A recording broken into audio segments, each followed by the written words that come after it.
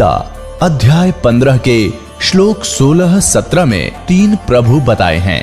ये 3 प्रभु कौन हैं? किस प्रभु की शरण में जाने के पश्चात जन्म और मरण समाप्त हो सकता है? 3 प्रभुओं में सबसे उत्तम परमात्मा कौन है? कैसा है?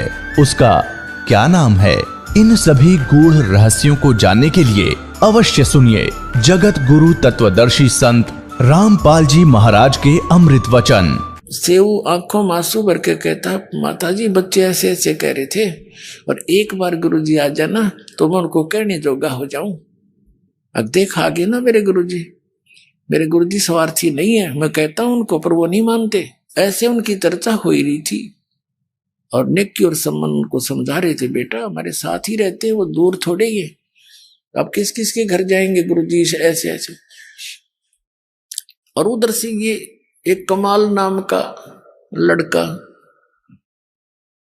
10-12 वर्ष का, उसकी मृत्यु हो गई थी, उसको जल प्रवाह कर दिया। कुछ कबीले ऐसे हैं जो ना दफनाते हैं, जमीन में नहीं गाड़ते हैं, ना जलाते हैं मुर्दे को, वो जल प्रवाह कर देते हैं। 4 प्रकार से दाग दिए जाते हैं इस बॉडी को, शरीर को। एक तो जमीन में दबा देते हैं, दूसरा सभा कर देते हैं, जला देते हैं, और तीसरा एक बड़ा सा मचान बनाकर ऊंचा सा पिलर उसके ऊपर डाल देते हैं, उसको पक्षियां खा जाते हैं या जंगल में डाल देते हैं कहीं सुरक्षित स्थान। और चौथे प्रकार का जल प्रवाह कर देते हैं। कुछ ऐसे कबीले हैं तो उन्होंने उसको जल प्रवाह कर दिया मुर्दे को। और एक शेख तकी नाम का मुसलमान पीर था, सिकंदर लोधी, दिल्ली के बादशाह का। कबीर परमात्मा जी ने सिकंदर लोधी के जलन का रोग था, जिसने सब जगह इलाज करा लिया था और सब ने ये कह दिया था कि ये आपके प्रारब्ध का कर्म है, आपको भोगना ही पड़ेगा, कोई इसका विकल्प नहीं। वो कबीर परमात्मा के आशीर्वाद मात्र से ठीक हो गया था सिकंदर लोधी। तो उस कारण से सिकंदर लोधी की आस्था कबीर परमेश्वर में घड़ी हो गई थी। और वो धार्मिक गुरु ईर्षा करने लग गया कबीर साहब से कि इसने 13 स्थान ले लिया। वजीर 2 और 2 फकीर ये कभी आपस में मेल से नहीं रह सकते। तो उन दोनों का शेख तकी को एक आग सी लगी रहती थी, ईर्षा की अग्नि में वो जलता रहता था, किस प्रकार इस कबीर को नीचा दिखाऊं। और सिकंदर लोधी राजा तो इसको भगवान मान बैठे।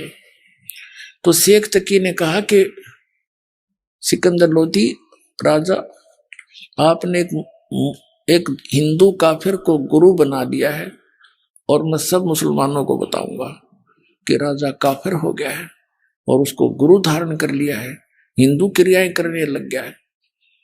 अब सिकंदर लोधी दिल्ली के बादशाह को पता था कि इसकी बात को पूरा मुसलमान भारत का मानता है, क्योंकि वो पूरे मुसलमान धर्म का हेड था, मुखिया था। उसमें जनता होगी कि तो बात बिगाड़ेगा, जनता को विरोध कर देगा और तेरा राज्य जाएगा। चिंतित हो गया। कबीर साहब को पता चला, कारण बताया गया। तो कबीर साहब ने कहा, पूछ ले ये कैसे प्रसन्न होगा तेरा पीर। तब सिकंदर लोधी ने पूछा, पीर जी आप क्या चाहते हो? कि आप इसको भगवान मानते हो, कबीर को अल्लाह मानते हो? हमारे हजरत मोहम्मद जी ने एक गाय को जीवित कर दिया था, मेरे सामने कोई ये मुर्दा जीवित कर दे, मैं मान लूंगा ये अल्लाह की जात है। तो कबीर साहब ने कहा, ठीक है भाई, कोई मुर्दा ले शेख तकी, ला करता हूं कोशिश, जो हो गया था। अब शेख तकी कहने लगा, मैं कहां से लाऊं, कभी टाइम आएगा जब देखूंगा तुझे।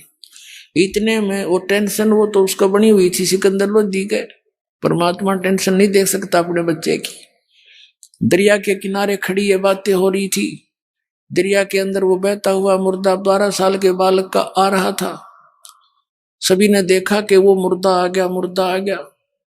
कबीर साहब ने, शेख तकी, कबीर साहब सब जो अंगरक्षक थे राजा के, उनके साथ वहां गए हुए थे, वो सभी खड़े हो गए आगे भागकर। तब कबीर साहब ने कहा, शेख तकी पहले तू कोशिश कर ले, कदे बाद में नंबर बनावे मैं भी कर दूं।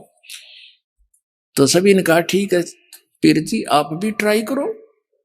शेख तकी करेगा फूफा, वो आगे चला गया मुर्दा काफी दूर। तब शेख तकी कहने लगा ये तो अपनी इज्जत बचाना चाहता था, मुझे लगा दिया इस पे। ये चाहता था कि ये निकल जाए, तेरे सिर से बला टल जाएगी। मुर्दे कभी जीवित होते हैं, वो तो कभी कयामत के समय होगा। अब कबीर साहब ने कहा ठीक है, थक लिया तू। तब परमेश्वर ने जैसे मुर्दा नु बह कर जा रहा था, ऐसे हाथ किया वापस, जैसे इंजन वाली नौका चलती है, दरिया के विपरीत दिशा में भी चल पड़ती है, ऐसे मुर्दा वापस आ गया ऐसे, और वहां खड़ा हो गया। नीचे से लहरें जा रही हैं दरिया की, और वो बच्चा ऐसे है। तो परमात्मा ने कहा कि हे आत्मा, कबीर हुक्म से जहां भी तू चली गई है वापस आके इस शरीर में प्रवेश कर। इतना ही कहा था परमात्मा ने। लड़का ऐसे ऐसे कंपने लगा, एकदम खड़ा होकर बाहर आया, दंडवत प्रणाम किया। बोलो सतगुरुदेव।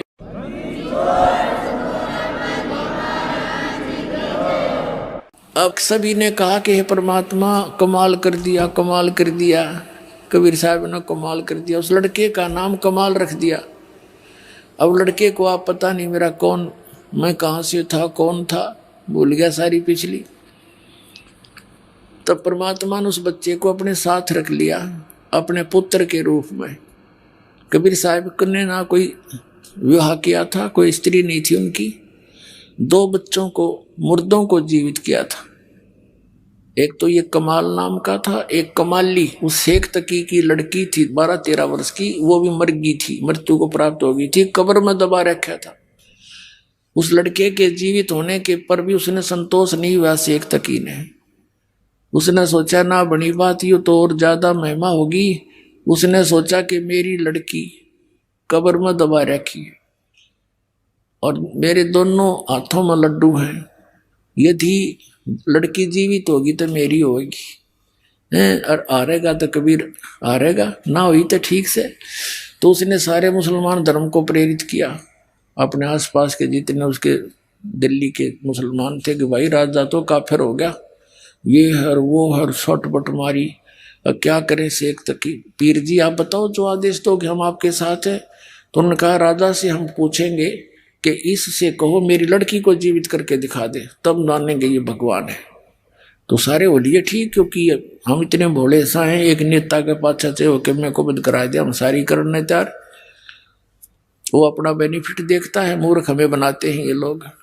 ऐसे ही हुआ, हजारों की संख्या में जनता पहुंच गई। राजा ने कारण पूछा, कारण बता दिया, फिर टेंशन होगी, सिकंदर लोधी को क्या तो बात बिगड़ेगी।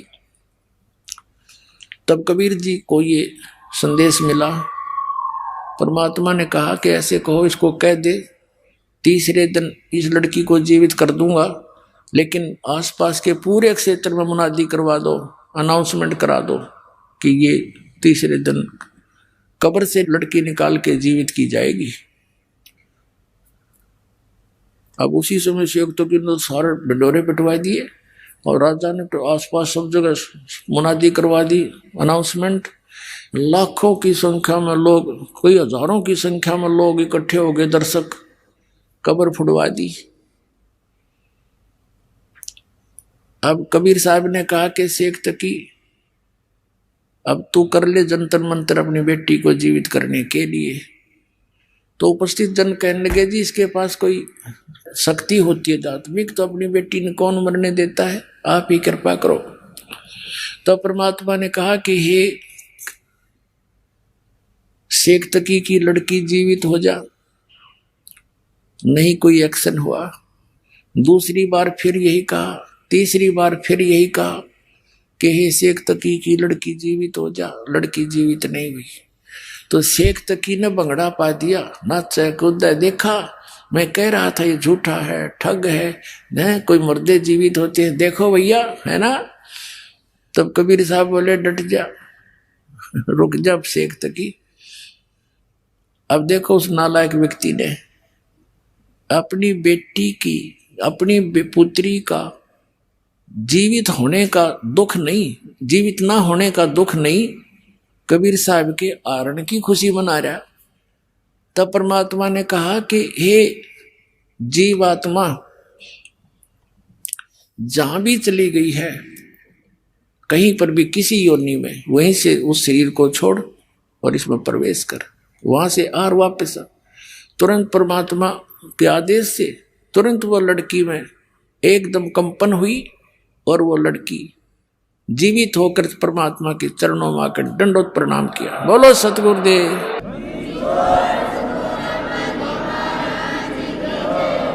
अब सबने कहा कि हे भगवान, कमाल कर दिया, कमाल कर दिया। लड़की का नाम कमाली रख दिया। अब उस लड़की से कहा परमात्मा ने कि जा बेटी तेरे पिता के साथ। लड़की ने 1.5 घंटे तक प्रवचन किया परमात्मा के पावर से और कहा पिताजी, मेरे असली परम पिता मिल गए मुझे, तुम्हें माता च पिता, तुम्हें आप मिल गए मुझे। इस नकली पिता का और मेरा संस्कार समाप्त हो चुका था। आगे मैं दूसरी योनि में जाने की तैयारी कर रही थी पशु पक्षियों की, और ये परमात्मा मेरे वहां गए और मुझे वहां से छुटवा के लाए। ये लोगों, ये जनता वालों, ये भगवान हैं, ये अल्लाह हैं, अल्लाहु अकबर तुम्हारे सामने खड़े हैं। मैंने पहले इससे आज से तीसरे जन्म में, चौथे जन्म में मैंने परमात्मा की शरण ग्रहण करी थी।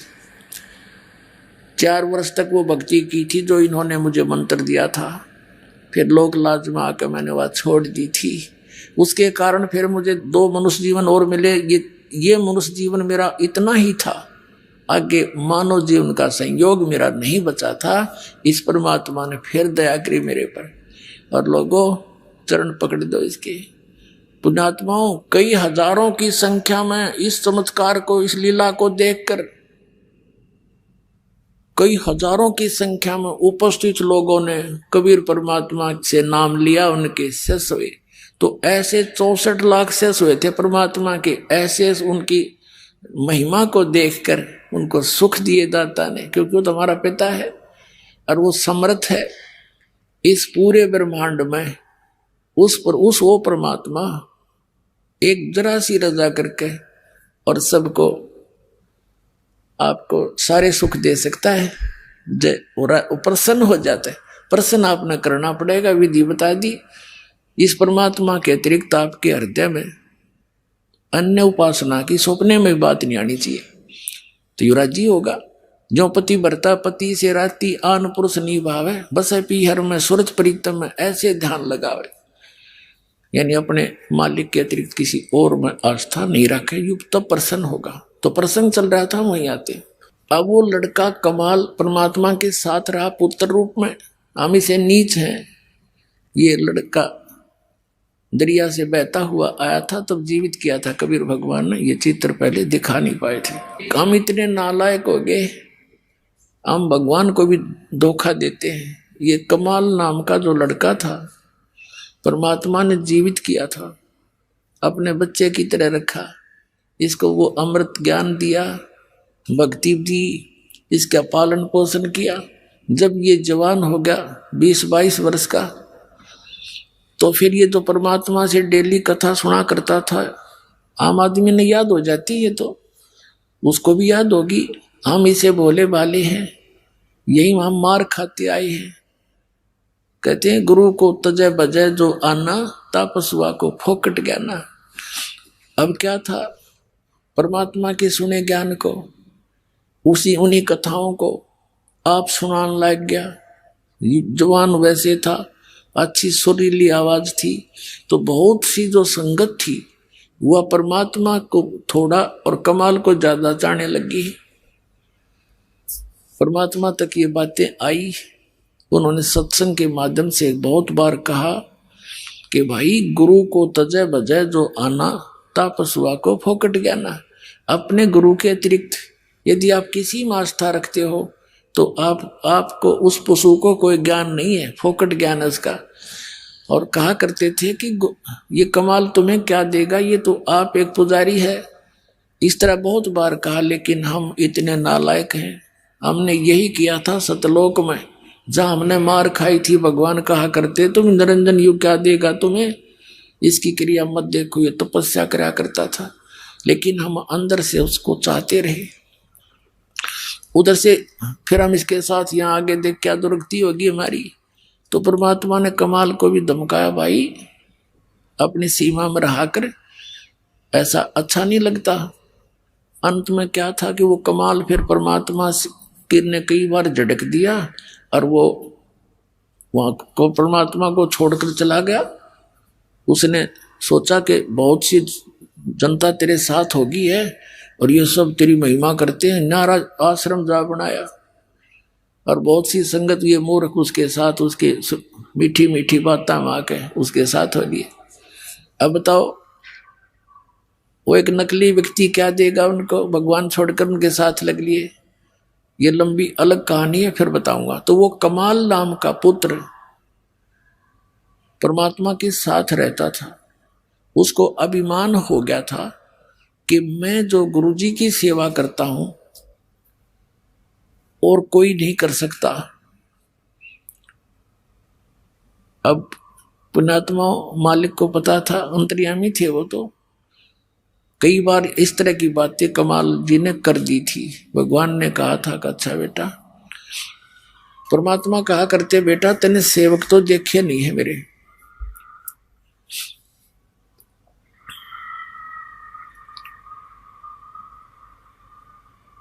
जी ये भूत लाग रहे रोना।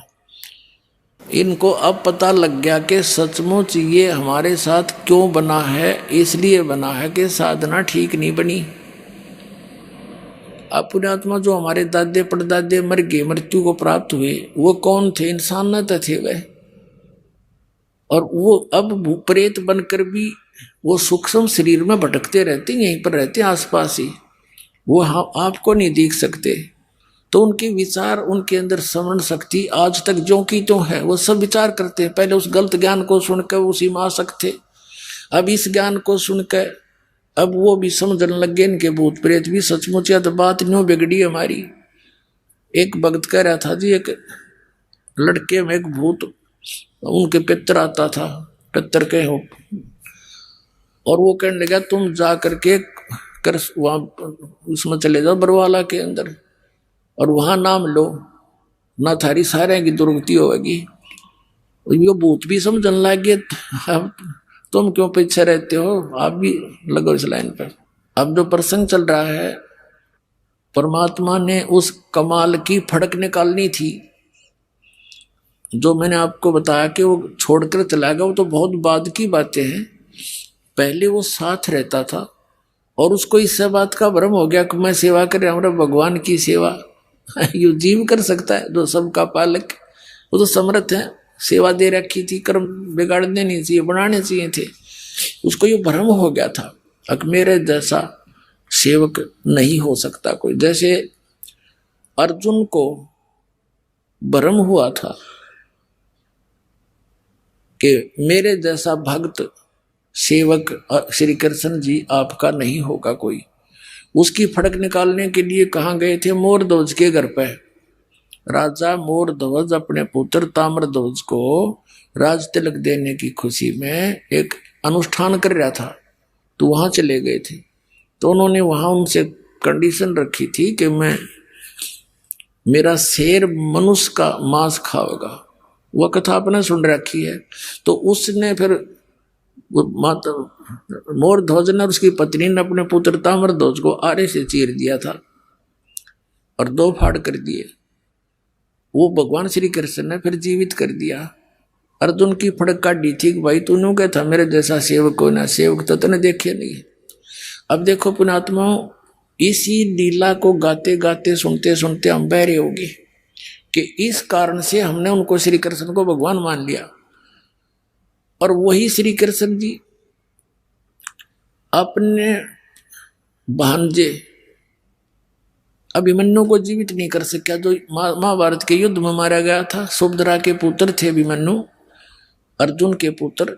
पांडवों का कुल नाश हुआ था, सारा कुल पांडव रोए थे, सुभद्रा रोए थी और कृष्ण रोए बैठ के अपनी बहन के दुख में। श्री कृष्ण जीवित नहीं कर सका। तब धर्मदास ने पूछा था भगवान कबीर जी से, परमेश्वर जी से, कि ये क्या कारण था, फिर आप ही समाधान बताओ।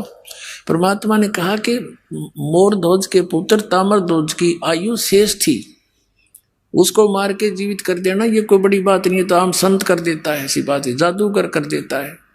लेकिन अभिमन्यु की श्वास शेष नहीं थे, आयु शेष नहीं थी, इसलिए वो फेल हो गए। और परमात्मा कबीर जी ने उन दोनों बच्चों की आयु शेष नहीं थी, वो दोनों की बढ़ा दी। तो समर्थ कौन? समर्थ का शरणाग हो रंग होरी हो, और कदे ना हो अकाज राम रंग होरी हो। तो इस तुलनात्मक तरीके से ही हम अपने भगवान की समर्थता से परिचित होंगे। ये अमर कथा जो दास सुना रहा है, ये छुपा दी गई थी, इसको ऊपर नहीं आने दिया था। नकली आचार्य और शंकराचार्य और मंडलेश्वर ब्राह्मण गुरुओं ने ये इन कृष्ण और राम की महिमा सुना सुना कर बहरे कर दिया। जरो अमर है, सर्वेश्वर है, महेश्वर है। ये खुद कहते हैं हमारा नासवान, हम नासवान है, जन्म मृत्यु होती है। और इनकी कितनी दुर्गति देखो, अब कहाँ कहाँ कैसे अंत हुआ इनका। तो ज्ञान बिना हम इनको यानी 10 के रुपए के नोट को 1000 का मान रहे थे, ये समझ कर चलो। अब क्या हुआ, वो कमाल की फड़क निकालने के लिए परमात्मा ने कहा भी मैं भ्रमण के लिए जा रहा हूं, सब भक्तों के घर पे देख के आते हैं किसकी आस्था कितनी है, कोई चलेगा मेरे साथ। एक शेख फरीद जो परमात्मा के शिष्य होकर उनके साथ रहा करते थे, पहले वो एक वाजिद हाँ शेख फरीद भी और कमाल दोनों कहने लगे जी हम चलेंगे। अच्छा भाई चलो। अब उधर से वो वार्ता चल रही थी, शिव प्रार्थना कर रहा था बार बार, हे भगवान एक बार दर्शन दे दे गुरुजी, तो मैं मेरी खुशी का ठिकाना नहीं रहे और सब बच्चों को बता दूंगा। हमारे घर पर देख लो गुरुजी आए थे, तुम झूठ बोलते थे, वो स्वार्थी है। इतने कह ही रहे थे और बच्चा आंखों में आंसू भरकर ऐसे बोल रहा था। तभी से बाहर खड़े होकर के परमात्मा ने आवाज लगाई कि भाई कोई है घर पे। अब चौपड़ी थी, एक तो जैसे लंबे लंबे घेर वैसे घेर लिया करते स्थान, चारों तरफ बाड़ लगा रखी थी। एक मेन गेट सा बनाकर लकड़ी का, वही एक झोपड़ी डाल रखी थी और एक रहने का पीछे झोपड़ी डाल रखी थी। बीच में 50-100 फुट का अंतर था। वो पीछे बैठे बातें कर रहे थे, आगे बैठने के लिए अलग से अतिथि के लिए बना रखी थी वह झोपड़ी, वहां मेन गेट था उनका। तो दोनों एक वो सावधान से हुए, नेकी कहने लगी कि गुरुजी जैसी आवाज आ रही है, बाहर बोल रहे हैं। अब सम्मन कहने लगा गुरुजी यहाँ कैसे आएंगे, कैसे हो सकता, हम चर्चा कर रहे थे ना इसलिए हमारे कानों में वही आवाजें गूंज रही हैं। थोड़ी सी देर में फिर आवाज लगाई कि भाई है कोई घर पे सम्मन, अरे सम्मन। अब वो कहने लगे आवाज गुरुजी की है। अब दोनों तीनों भाग लिए बाहर को देखने के लिए। क्या देखा, सामने वो 3 संत खड़े हैं, 2 भक्त और परमात्मा खड़े। अब उनको विश्वास नहीं हो रहा कि गुरुजी और हमारे द्वार, गरीब के द्वार पर, मतलब गरीब अमीर से नहीं, गुरुदेव आगे इतनी श्रद्धा। वो ऐसे हो गए जैसे स्वप्न देख रहे हो, आंखें फाड़ फाड़ कर। काफी देर तक कुछ सेकंड के लिए ऐसे सब स्तब्ध से हो गए। तब उसने कमाल ने कहा कि गुरुजी को अंदर भी चलने की कहोगे या यहीं खड़े रखोगे। तो वो ऐसे आंख सी मसल कर देखा, चरणों में गिर गए तीनों के तीनों। और आओ महाराज अंदर बैठो, हे भगवान आज ही चर्चा कर रहे थे, आप तो अंतर्यामी हैं, आप तो पल पल की आवाज सुनते हो, आपका बच्चा आज ही याद कर रहा था आपको। वहां बाहर वाली बैठक में बैठा दिए चौधरी में, जैसा भी फटे पुराने कपड़े उनके पास उपलब्ध थे गरीबों के, मालिक बैठ गए सौंकते। अब सम्मन ने जल करवाया, जल पानी पिलाया, चर्चा करते रहे। भगवान बड़ी दया करी, कैसे दया करी गरीब की झोंपड़ी पर। आप तो समर्थ हैं दाता, आज ही आपकी बच्चा आपको याद कर रहा था। ऐसे चर्चा चलती रही, काफी देर भी समय बीत गया। फिर समन ने कहा कि भगवान भोजन की सुनाओ। परमात्मा ने कहा भी रोटी खावांगे, भूख लग रही है, भोजन प्रसाद करेंगे।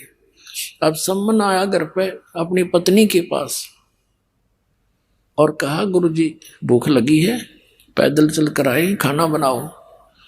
अब नेकी कहने लगी कि घर पे तो आज आटा नहीं, एक रोटी का भी आटा नहीं है। तो सम्मन ने कहा जाओ किसी से उधारा ले आओ, मांग ला उधारा। वो कहने लगी मैं पूरी आसपास जहां जहां भी मुझे आशा थी उनके पास मैं जा चुकी हूं उधार मांगने के लिए, सबने मना कर दिया। तो सम्मन कहने लगा कि ला तेरी ये चूंदड़ी जो ओढ़ रखी थी, चीर, ये तेरा कपड़ा, इसके गिरवे रखा हूँगा, मैं ले आता हूँ कहीं से। वो कहने लगी मैं इसको लेकर गई थी गिरवे रखने के लिए, ये फटी हुई एक दो जगह से, किसी ने नहीं दी। अब सम्मन बैठ गया कलेजा पकड़ के, कि भगवान आज क्या बनी, प्रथम बार परमात्मा आए और आज ये भूखे जाओगे। हे भगवान इस पापी को ऐसे दरिद्र में जन्म दिया, मैं अपने भगवान को भोजन नहीं करा सकता। न रो बुरी तरह। नेकी ने कहा कि ऐसे नहीं, मेरी बात सुनो, आप ऐसे करो, अब तो कह दो गुरुदेव को कि भगवान सुबह भोजन करवाएंगे, ये अंतर्यामी है, सारी जान जाते हैं, संत संकेत समझते हैं, और सुबह भोजन कराएंगे। तो सम्मन कहने लगा सुबह कहाँ से लाएंगे। तो नेकी ने कहा कि रात ने तुम चोरी कर लाइयो। अब प्रतिदिन वो लड़का सुना करता था प्रवचन कि भी जो चोरी करते हैं उनका नाश होया करे। और उस दिन माँ के मुंह से ये बात सुनकर वो शतब्द रह गया। कहने लगा माता चोरी करने वालों का तो विनाश होता है, वो कभी उबरते नहीं, सतगुरु बताते रहते हैं। राजा आप हमें क्या सलाह दे रहे हो। तब नेकी ने बताया बेटा ये नगरी वाले पैसे वाले घने हैं और जहां माया घनी है उनका सिर फिर जाया करे, ये कुदरती बात है। कबीर साहब कहते हैं टोटे में भक्ति करे सोए सही सपूत, ये मायाधारी मस्करे ना जाने कितने जालिए ऊत। तो बेटा ये जो हम इनको कथा सुनाते थे कि हमारे गुरुजी ऐसे कर देते हैं, हमारे गुरुजी ऐसे कर देते हैं, तो आज मैं जिस भी घर से आटा मांगने गई ये कह करके हमारे गुरुजी आए हैं आटा दे दो उधारा, उन्होंने आटा ना दे करके व्यंग कसे मेरे पर कि आज तो तुम्हारे घर पे तुम्हारे भगवान आ रहे हैं, फिर तुम नक्के मांगने की जरूरत है, वो तो घर भर देंगे तुम्हारा। ये कर दिया था वो कर दिया था, डींग मारा करती, अब क्यों मांगती फिर रही है।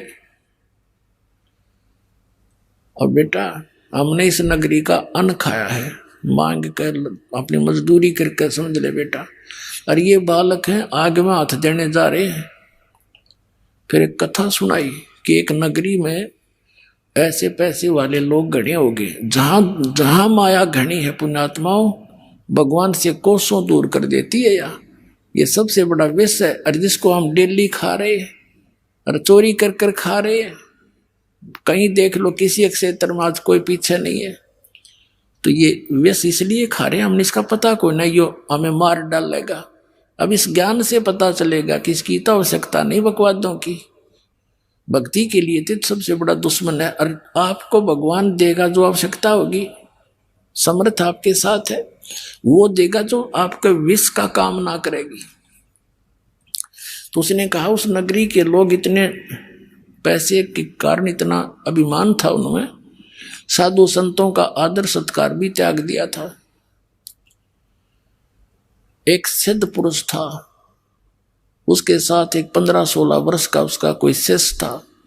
उस नगर के बाहर जंगल में आके वो रुक के लड़के को कहा बेटा जा भिक्षा मांग ला। अब वो भिक्षा मांगने गया तो उस नगरी में जिसके पास भी जावे सभी सेठ लोग थे। वो मजाक करते हैं कि तुम मस्टंडे हमारे यहाँ पल्लेदारी कर ले, मांगते फिरते हो, करके नहीं खाया जाता। किसी ने कुछ नहीं दिया, लड़का वापस आ गया। और सारी कथा गुरुदेव को बता दी। अब गुरुदेव ने कहा बेटा कल फिर जा तू एक बार। वो अगले दिन फिर गया, सबने वही जवाब दिया। लेकिन वो वापस आ रहा था, तब एक कुम्हारी ने देखा, कुम्हारी थी गरीब सी कुम्हार, उसका पति मर चुका था, 3-4 बच्चे थे उसके लड़के, उसका भारवाही मकान था, गांव से काफी दूर, थोड़े से फैसले में होता था। तो उसने देखा कि बालक काल भी भूखा गया, उसको पता था कि ये लोग कुछ नहीं देंगे इनको, शायद ये किसी का आदर करना नहीं जानते, इनका सिर घूम रहा है। उसने एक माँ की दृष्टिकोण से देखा कि मेरा बालक होता और 2 दिन भूखा सोता, कैसे जीवन व्यतीत करता। तो उसने कहा महाराज आप कल भी आए थे, खाली गए, आज भी खाली जा रहे हो? कहा माई खाली जा रहा हूं। उसने कहा कि मैं कुम्हारी हूं और ये कुछ आटा ले जा, रोटी बना रखी थी उसने, आटा को तो आटा दूं, रोटी को तो रोटी दूं, और ये ले जाओ और आपके गुरुजी को बता दियो कि कुम्हारी के घर से प्राप्त है, क्योंकि कई ऐसे संत होते थे जो छोटी जाति वालों का नहीं खाते थे, तो कहीं मेरे को और बद्दुआ ना दे दे, बेटा बता देना महाराज। रखा अच्छा माई, वो ले गया भोजन, अपने गुरुजी से बता दिया। गुरुजी नगर तो कति निकम्मे आदमियों का बराबर है और जानबूझकर बकवास कर रहे हैं कि तुम मांगते फिरते हो, करके क्यों नहीं खाते, कुछ ये कर लो। ऐसे ऐसे एक माई ने आटा दिया, ये भोजन दिया है, और उसने ऐसे ऐसे बताया है। वो साधु कहने लगा बेटा तू खा ले, मैं तो खाऊंगी, बाकी ऐसे कर। उस माई ने कह दे कि आज शाम तक अपने सामान में बटोर कर सारे यहाँ से निकल जा और किसी को बतावा नहीं, और उस लड़की को बता देना कि आज रात ने यो नगर नहीं रहेगा। और साधु संतों की उनसे वो परिचित थी, भगत ने जाकर बता दिया कि माई ऐसे ऐसे गुरुजी का आदेश, सर मेरे गुरुजी जो कह देते हो सच्ची होया करे, तू निकल जाए यहाँ से। और ये कहा चाह तू रात में बस चली जाएगी ना, और तुझे शाम हो जा वहीं रुक जाना, वहीं बस जाएगी। तो वहां से वो चल पड़ी, अपने गधे पर सारा सामान लाद कर चली गई। 8-10 किलोमीटर जाकर रात होगी, वहीं रुकेगी। उधर से रात्रि में ऐसा भूकंप का व्यवस्था हुई, पूरा नगर नाश हो गया, कोई नहीं बचा उसमें एक जीव भी, सारा मर गया। और वो लड़की जहां बैठी थी, आसपास के लोगों को पता चला, वहां पहुंचे, उसने सारी कहानी बताई, ऐसे ऐसे साधु संतों के साथ इन्होंने बदतमीजी की थी और मुझे ये कह दिया था तू चली जा। तो गांव के आसपास के व्यक्तियों ने उसको वहीं कह दिया बहन तू यहीं रह, उसका मकान झोंपड़ी झापड़ी डलवा दी, गणिया जमीन दे दी, वो उड़े बस गई। अब उस लड़की ने बताया, वो गांव बना हुआ बताते हैं उसके नाम से। अब वो नेकी बता रही है कि बेटा इन गेला नो बनेगी, ये परमात्मा तो कुछ कह को नहीं, ये तो चले जाएंगे भूखे पैसे, लेकिन युग काल फिर इनको, ये बच्चे सारे भगवान के हैं और काल को दाव लग जाएगा, नुक्ता मिल जाएगा इनका नाश करने का। अपने आत्मा जैसे प्रधानमंत्री का कोई निकम्मा डले मार दे, प्रधानमंत्री कुछ ना कहे उनको, लेकिन पुलिस वाले उसकी बांह पकड़ के रिसा समारेंगे, याद रखेगा। तो इसी प्रकार कबीर साहब तो ये हमारे भगवान हैं, ये तो नहीं दुख देंगे, लेकिन काल फिर उनको बख्शा नहीं, क्योंकि इस डर से कि इस मालिक को इन्होंने ऐसे कैसे कह दिया, तो इसलिए ये सब खत्म हो जाएंगे बेटा, एक नियम है यहाँ का, अब तुम देख लो। लेकिन उस चोरी किए हुए धन को हम दान करेंगे, हम छुएंगे नहीं बेटा। इस नगरी को बसाना चाहते हो तो मांग लो। तो फिर मान गए वह, अच्छा माता जी। गुरुजी से बोल दिया महाराज सुबह भोजन करावाएंगे। अच्छा बेटा बस कोई बात ना, सुबह खा लेंगे, तो भूख सी भी ना रही। अब कहने का भाव ये है कि दोनों पिता पुत्र चोरी करने चल पड़े। एक सेठ का जाकर वो उसमें सुराख कर लिया, अंदर घुसने का पाड़ ला लिया, सेंध ला दी उसमें। अब लड़का कहने लगा पिताजी आप बाहर खड़े रहो, मैं जाऊंगा अंदर, और मैं पकड़ा भी गया तो लोग मुझे बालक करके छोड़ देंगे, आप पकड़े गए तो इस सेठ का यहाँ के नवाब तक नाता है, आपको बहुत भयंकर सजा दिला देगा। सम्मन बोला बेटा, और तू तेरे को ये सजा दे दी तो मैं कैसे जीऊंगा ना, मैं जाऊंगा, मैं तो मर जाऊंगा, पर तू मैं आटा फेंक दूंगा, तू लेकर भाग जाना। तो सम्मन से वो नहीं मानना कि ना पिताजी, मैं मेरे रहते तुम कैसे जाओगे। ऐसे कहते कहते अंदर घुस गया। सम्मन ने कहा बेटा थोड़ा सा लाना, 3 शेर, इससे ज्यादा नहीं। अब लड़के ने अपनी फटी पुरानी चद्दर में आटा अंदाजा सा डाल लिया, 3 शेर, और बांध के गांठ चालन लग गया। बढ़िया जाग गया, वहीं सोया था। अब वो निकलन लग गया, नु उस सुराख के अंदर से पीछे तो पैर पकड़ के घसीट लिया, और इतने वो लड़का उस आटे को फेंक गया बाहर को। अब सेठ जी ने देखा, अरे तुम भगत को आओ और चोरी करो, देख पाटेगी ना बोल तुम्हारी। तब उसने कहा लाला जी जोर तक क्यों बोल रहे हैं, 3 शेर आटा लिया मैंने, हमारे गुरुजी आ रहे थे, हमारे को किसी ने मांगा दिया नहीं, तेरा उधारा दे देंगे। मैं अच्छा वो गुरुजी चोरी कराते हैं, और तेरे की पता चला इसकी जड़ का, वो चोरी कराने आते हैं। अब सेऊ ने सोची देख अब यह और बात बिगड़ गई, गुरुजी को भी सजा दिवाओगे तो बड़े नकम्मे आदमी भाई। उधर से फिर सम्मन लेकर आटे को गया। नेकी ने पूछा पुत्र कहाँ है।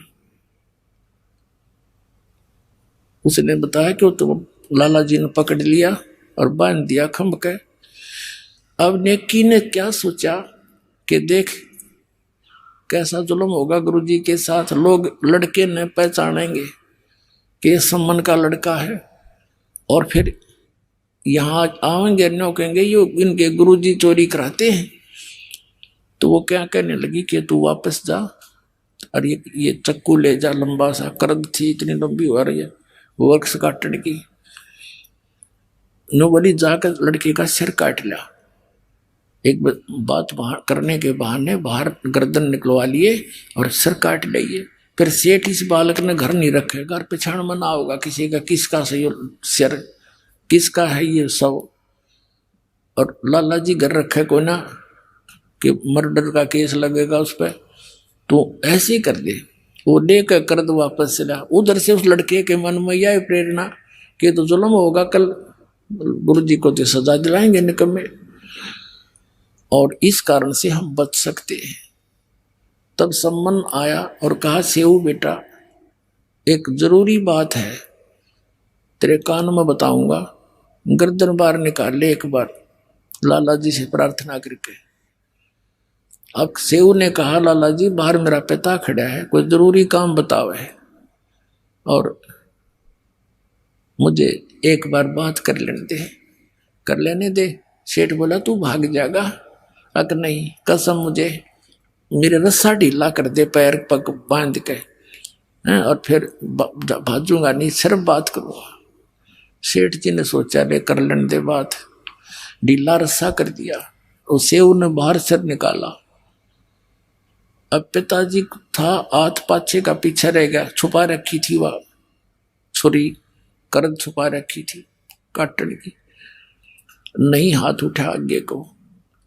कुछ देर के लिए सतब्ध सा हो गया। तब सेव ने कहा कि पिताजी मेरी गर्दन काट ले, और लाला जी तो गलत बोल रहा है, गुरुजी के साथ आपत्ति कर देगा। अब सम्मन और कोई यहां तक कह दिया कि अगर तू मेरा बाप है ना तो मेरी गर्दन काट ले, नहीं तू मेरा बाप नहीं है। इतना कहते उस सम्मन में भी जोश आ गया, बस एकदम तैस में आकर लड़के का सिर काट के और चोटी तो पकड़ ले गया। अब लाला जी ने देखा पापा छन घसीटा तो सिर नहीं उसका, वो डर गया, अब तेरा भी 302 का मुकदमा बनेगा। अब उसने घसीट कर उस लड़के की लाश को रातों रात जंगल में बाहर जाके, एक पजावा होता था, पजावा ये कुम्हार लोग पहले ईंटें बनाते थे, उसके ऊपर चारों तरफ वो खड्डे से होते थे मिट्टी खोदने के, उसमें डालाया।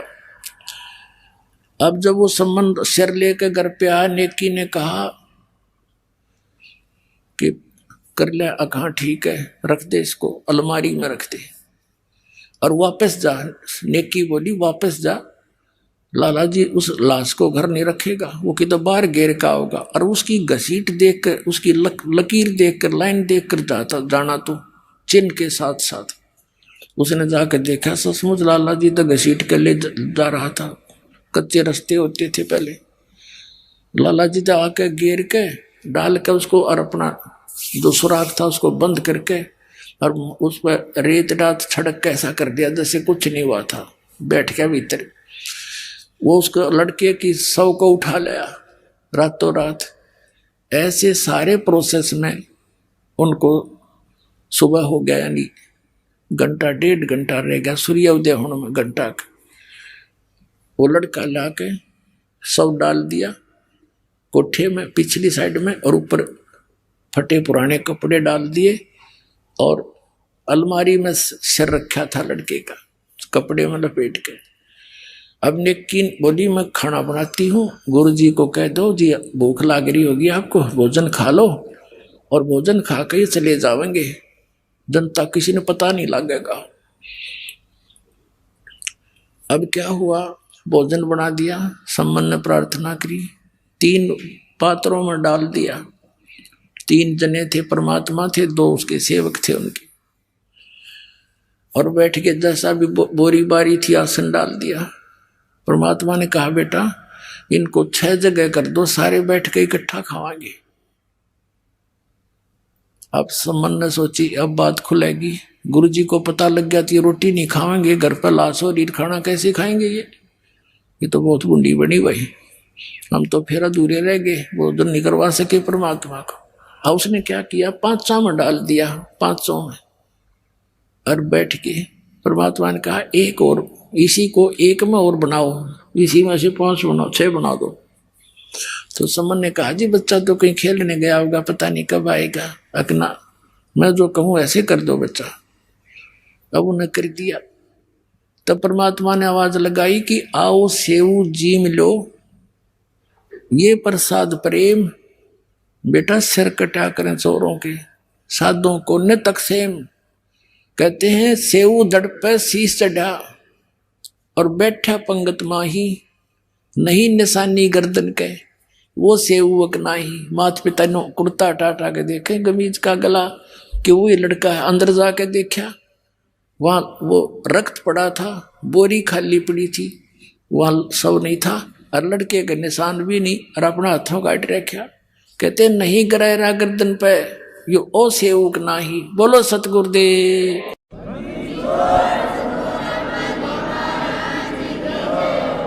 कहते हैं कबीर साहब, गरीबदास साहब जी लिखते हैं कि 56 भोग दिए धड़ी ने और करे सम्मन के ठाठ, 1 नंबर का सेठ बना दिया उसी जीवन में परमात्मा ने।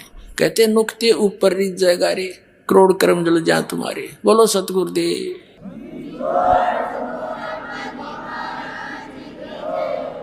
अब सम्मन के मन में ऐसी चोट लगी कि हे भगवान जब मेरे धन होता मन पुत्र नहीं काटना पड़ता, हे भगवान मेरे पास धन होता मन बेटा नहीं काटना पड़ता। उसके बाद एक सदमा सा हो गया, तो परमात्मा ने उस कारण से उसको धन दे दिया। और साथ में ये भी कहते रहते थे बेटा यो धन अच्छी चीज नहीं, नेकी और सेव, उनका तो बात आ गई समझ में। उन्होंने तो उस धन का की तरफ ध्यान नहीं रखा, अपना मोक्ष चाहा, वो दोनों तो मुक्त हो गए। अब सम्मन के रहेगी कसरवा, अगले जन्म में फिर वो 9 शेरवा का बादशाह बनाया, राजा बना अगले जन्म में। उससे अगले जन्म में फिर अब्राहिम सुल्तान अदम बलख बुखारे का राजा बना। फिर जाके परमात्मा ने फिर वह हंस पकड़ा, अरे नकम्मे मैं कितना ज्ञान दिया करता, तो फिर वहीं का वहीं रह गया। तो पुण्यात्माओं इन सारी कथाओं को, ये कोई डूम बाट के गीत नहीं, ये परमात्मा के चरित्र हैं। इनको सुनने से भी पुण्य होता है, इनके अनुसार आचरण करने से लाभ होगा। अब हम आते हैं उस प्रसंग पे। तो वो प्रसंग बीच में आ गया था कि भगवान पर विश्वास करने से नुक्ते ऊपर रिज जाएगा रे, करोड़ कर्म जल जाए तुम्हारे। इस जन्म में आपने सारा सुख भी देगा और मोक्ष भी देगा, पर इस माया को दुरुपयोग इसके ऊपर आसक्त ना हो जाना, नया लेकर डूब जाएगी आपको। इसलिए कबीर साहब कहते हैं, माया दासी संत की ओ भई दे आशीष, बिलसी और लातों छड़ी सुमर सुमर जगदीश। इसको अपना प्रयोग करे ढंग से। अब क्या बताते हैं, धर्मराय दरबार में दई कबीर तलाक, मेरे भूले चूके हंस को तू पकड़िए मत कजाक। कजाक ए निकम्मी आत्मा, ए निकम्मे, जैसे ने कहा ना बड़ा अफसर छोटे को खबरदार देते ने ऐसा कर दिया, तो कहता है जी सर, अगर नहीं जी ऐसा नहीं करूंगा। तो धर्मराज को, यहाँ के चीफ जस्टिस को, इस ब्रह्मांड के चीफ जस्टिस को कबीर परमात्मा ऐसे डांट लगा रहे हैं। और वो क्या कह रहा है, बोले पुरुष कबीर से धर्मराय कर जोड़े, तुमरे हंस को पकड़ो नहीं मुझे दुआ ही लाख करोड़े। आपके हंस ने नहीं पकड़ू दाता। फिर क्या बताता है कि जिन्होंने आपकी शरण में आने से पहले जो पाप इकट्ठे कर रखे हैं, ये परमात्मा उनके आधार से तो मैंने उनको दंडित करना पड़ेगा, मेरा विधान है। तब परमात्मा ने कहा था, कर्म भरम ब्रह्मांड के मैं पल में करहूने से, जिन हमारी दो ही दई सो करो हमारे पैसे। मेरे हंस का तू लेखा जोखा मत कर देना, जिसने तेरे उनके जो पहले किए हुए पाप हैं 1 मिनट में सब नाश कर दूंगा, खत्म कर दूंगा, कैंसिल कर दूंगा। कहते हैं, जब ही सतनाम हृदय धरो भयो पाप को नाश, जैसे चिंगारी अग्नि की बाई पड़े पुराने घास। लाखों टन घास पड़ा हो सूखा, एक माचिस की सीख जला कर लगा दो, सारे को फूक कर राख बना देगी, चलेगी आंधी तूफान, साफ हो जाएगा, समाप्त हो जाएंगे। तो परमात्मा कहते हैं, मेरे हंस की जो पहले के कर्म है तेरे अकाउंट से मैं खत्म कर दूंगा। क्या बताते हैं, शिव मंडल ब्रह्मापुरी चाहे विष्णु लोक में हो, हमरे गुण भूले नहीं तो आन छुटाऊं तो। अपना आत्माओं, आप धीरे धीरे समझ जाओगे। अभी तो बच्चे हो, कोई पहली कक्षा का है, कोई दूसरी कक्षा का, किसी ने आज प्रवेश ही पाया है। और जो पुराने हो गए उनके हृदय में दास जो वचन बोलता है सारी 100% सत्य सिद्ध होते हैं, स्वीकार्य होते हैं, आपको भी हो जाएंगे। यो ज्ञान आज तक आपने सुना है को नहीं है, पूरे विश्व में ज्ञान नहीं। अब क्या है, ये है वो प्राइम टाइम मोक्ष का और भक्ति यथार्थ कराने का। आपकी परमात्मा के बच्चों से परमात्मा ने अब भक्ति करानी है। पूरे विश्व के प्राणी जो मनुष्य शरीर धारण करते रहेंगे उनको ये सतनाम मिलता रहेगा, और इसी से मोक्ष होना था। ये अभी तक छुपा रखा था। ये सतनाम आज तक इस दास के अतिरिक्त या उन महापुरुषों के अतिरिक्त जिन्होंने सीधे भगवान मिले थे उनको दिया था सतनाम, जाप भी दिया था, सार नाम भी बताया था, लेकिन उनको आगे देने को मना कर दिया था, किसी को जिक्र भी नहीं करना। धर्मदास मेरी लाख दुहाई, ये सार शब्द की दबार ना जाई, सार शब्द बार जो पढ़ी या बिचली पीढ़ी हंस नहीं तेरी। ये बिचली पीढ़ी आ गई, प्रथम पीढ़ी थी जो परमात्मा आए थे 600 वर्ष पहले, और ये बिचली पीढ़ी अब हजारों वर्ष चलेगा ये सतमार्ग, और पूरे विश्व में सतयुग जैसा माहौल बनेगा। इस माया की दौड़ से वापस हटेंगे, प्यार से रहा करेंगे, सबको पता चल जाएगा हम कहाँ बैठे हैं और क्या इकट्ठा कर रहे हैं। जब भगवान को खोजते किस लिए हैं कि वो हमें सुख दे, हमें निर्धन को धनी करे, तो फिर ये भगवान मिल गया क्यों ना करेगा, वो गुण उसके अंदर विद्यमान है। तो फिर हमें विश्वास होगा, रोज सुख होंगे तब विश्वास भी होगा। सुख जब होंगे जब हम दृढ़ रहेंगे, भगवान को छोड़कर अन्य किसी की उपासना नहीं करेंगे, नियमित रहेंगे, सारे सुख आपको डेली दिया करेगा, न्यारे न्यारे पल पल पर आपको दिखाएगा कि ये मैंने सुख दिया है, ये मेरा किया हुआ काम है, तुम्हारा यहाँ पृथ्वी पर नहीं हो सकता था। तो फिर क्या होगा, तो ये वो समय है, और इस समय में आपको वो तीनों टाइप का कंप्लीट कोर्स मिल गया। आइए अब हम उन श्रद्धालुओं के अनुभव जानते हैं जो जगत गुरु तत्वदर्शी संत रामपाल जी महाराज जी से दीक्षा प्राप्त कर चुके हैं तथा उनके द्वारा बताए गए भक्ति मार्ग पर चल रहे हैं। नमस्कार जी। सत साहेब सर। क्या नाम है बहन जी आपका? रेणु दासी। आप कहाँ के रहने वाले हैं? जी भगत जी, मैं एमपी की रहने वाली हूँ। संत रामपाल जी महाराज से आपने नाम दीक्षा कब ली? सन 2017 31 मार्च को। संत रामपाल जी महाराज से नाम दीक्षा लेने से पहले क्या आप कोई भक्ति साधना भी करते थे? भगत जी, पहले मुझे है ना ये मंदिर अंदिर जाने से मतलब मन नहीं लग रहता था, लेकिन मैं जैसे रामायण पढ़ना और गीता जी का नित्य पाठ करना ये करती थी मैं, और गुरुवार का व्रत रहती थी। संत रामपाल जी महाराज से नाम दीक्षा लेने से पहले जो आप भक्ति साधनाएं करते थे, उन सब से आपको क्या क्या लाभ हुए? जो भक्ति साधना कर रहे थे उसमें घर में कलह होता था, और बिल्कुल भी मन शांत नहीं रहता था मेरा, और बस ऐसे ही जी रही थी। और परमात्मा की तो आस थी शायद मुझे कि परमात्मा मिलेंगे, क्योंकि मैं गीता का पाठ करती थी, तो मुझे पता था कि परमात्मा है और परमात्मा मिलेंगे। तो बहन जी, आपने बताया कि आपके घर में क्लेश रहता था, घर में झगड़ा खत्म नहीं हो रहा था, तो फिर संत रामपाल जी महाराज जी की जानकारी आपको कैसे मिली? जी, मेरे यही परेशानी थी, तो मेरे पापा जुड़े हुए थे। मैंने उनको क्या कहा कि आप कहाँ जुड़ गए हो, ये सारी पूजाएँ छोड़ दी हैं। तो पापा जी मेरे से बोले कि मैं कुछ नहीं बता सकता, आप ये किताब ले लो ज्ञान गंगा और इसको पढ़ो। तो मैं पढ़ने लग गई, मुझे मतलब मैंने सृष्टि रचना पढ़ी उसमें, तो मुझे वो अच्छी लगी। और कलह तो मेरे घर में पहले से ही था।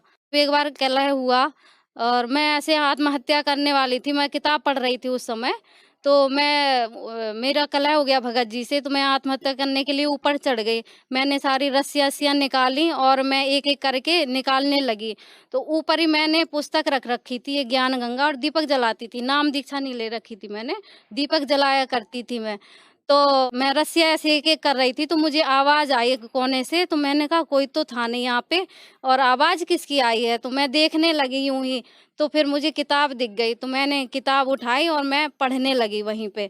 और बस पढ़ते-पढ़ते मुझे 3 घंटे हो गए, मैं रस्सी-अस्सी और आत्महत्या करना मैं बिल्कुल भूल गई। और मेरी साड़ी पहन रखी थी मैंने, तो मेरी साड़ी पूरी है ना भीग गई रोते-रोते, जब मैंने पूरी पुस्तक पढ़ी। तो मुझे ये लाभ हुआ, मतलब बिना नाम दीक्षा लिए। तो फिर मैंने सोच लिया कि अब मुझे नाम दीक्षा लेनी है। मुझे परमात्मा ने मतलब शाम को मुझे याद आया कि मैं आत्महत्या कर रही थी, और मेरे मतलब ये संत रामपाल जी महाराज जी ने मुझे बचा लिया। फिर मुझे है ना घर वाले नाम दीक्षा नहीं लेने दे रहे थे। मैं 3 साल तक ऐसे मतलब मन में मेरे दुख रहता, मुझे नाम नहीं लेने देते, नाम नहीं लेने देते। तो फिर बाद में मेरे 3 साल बाद बहुत ज़्यादा मतलब मेरे ऑपरेशन से लड़का हुआ था, तो मुझे धीरे-धीरे स्वेलिंग आने लगी। मैं बिल्कुल भी नहीं चल पाती थी। यहाँ तक कि मैं आधा किलोमीटर चल जाऊँ, जहाँ ऑपरेशन हुआ था ना, तो वहाँ पे सूजन आ जाती थी पूरे में।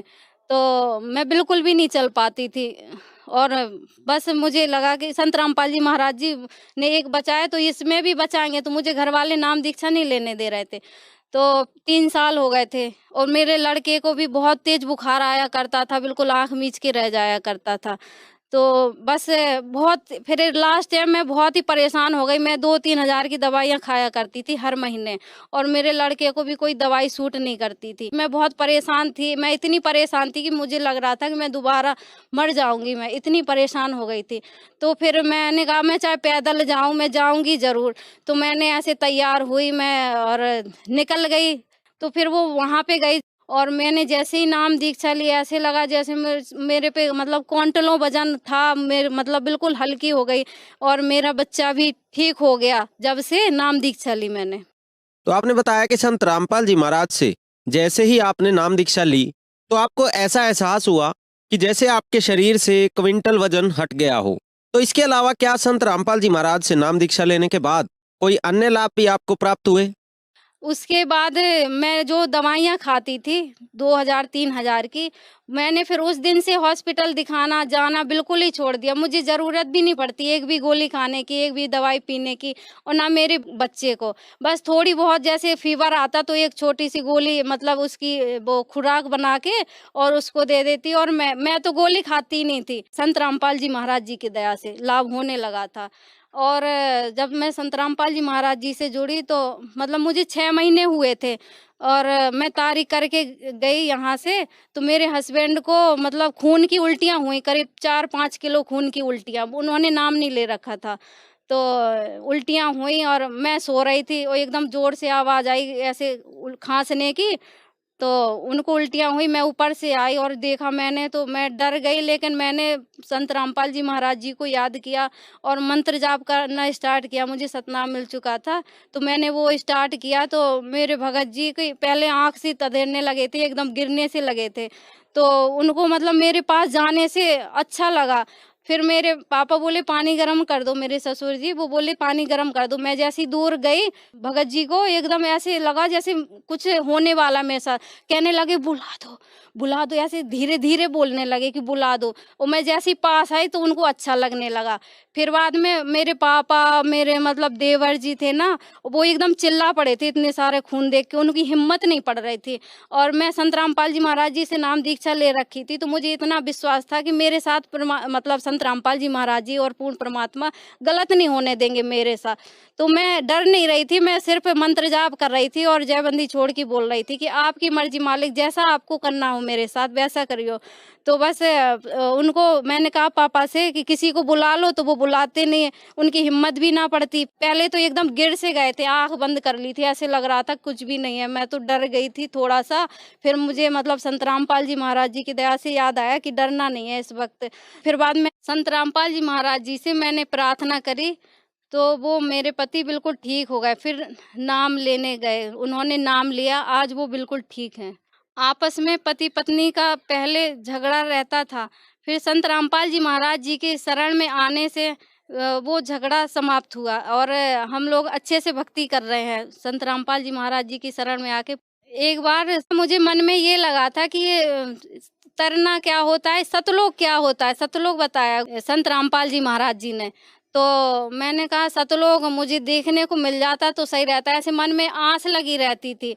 तो एक दिन परमात्मा संत रामपाल जी महाराज जी बड़ी बड़ी बिल्डिंग होती हैं, तो वहाँ पे खड़े थे, बहुत बड़े साफ मतलब वाइट कपड़े पहने और साफा बांधे सिर में, और मेरे को ऐसे पंख लग गए परियों के जैसे, और मुझे है ना ऊपर उड़ा के ले गए। और मैं जाके मैंने दंडवत प्रणाम किया संत रामपाल जी महाराज जी को।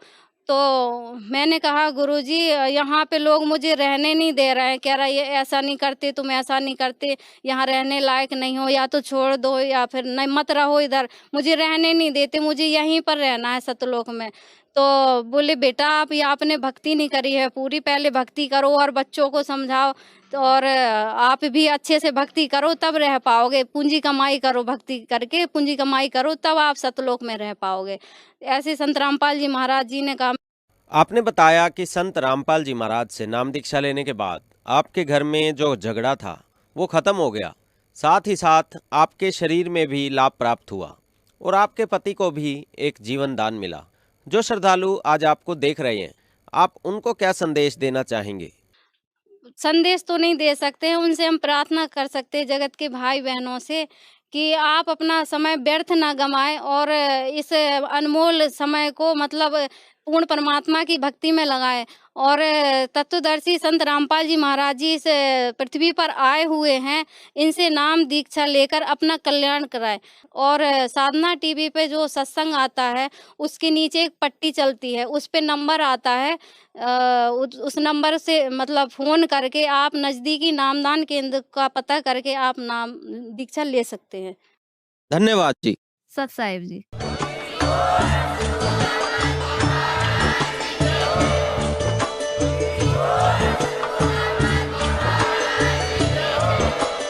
आप सुन रहे थे जगत गुरु तत्वदर्शी संत रामपाल जी महाराज जी के मंगल प्रवचन। अधिक जानकारी के लिए विजिट कीजिए हमारी वेबसाइट www.jagatgururampalji.org। संत रामपाल जी महाराज जी के शुभ आशीर्वाद से पूरे विश्व भर में 500 से भी ज्यादा नाम दीक्षा केंद्र हैं, जिन पर संत रामपाल जी महाराज जी द्वारा ऑनलाइन निशुल्क नाम दीक्षा दी जा रही है। अपने नजदीकी नाम दीक्षा केंद्र का पता करने के लिए संपर्क करें 8222880541।